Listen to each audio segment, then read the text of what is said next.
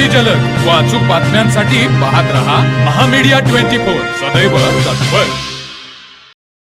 शिरोली मुलाची तालुका हातकणंगले येथील सांगली फाटा येथे रद्दीच्या गोडाऊनला लागलेल्या आगीत लाखो रुपयांचा रद्दी माल जळाला। या आगीत एका मालवाहू टेम्पोही जळून खाक झाला। आगीमध्ये लाखोंचं नुकसान झालं आहे। सदर आग मंगळवारी पहाटे लागली।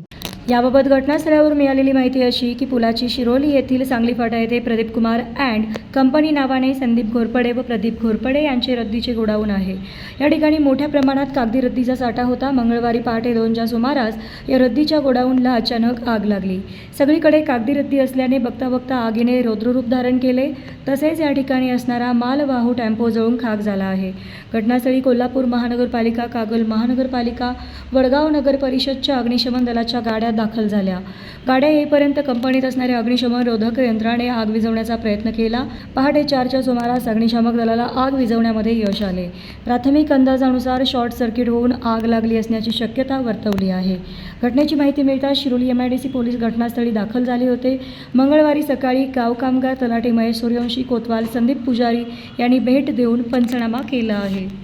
तर मग चला सबस्क्राइब करायला विसरू नका महामीडिया 24 न्यूज चॅनलला। महामीडिया 24 सदैव तत्पर।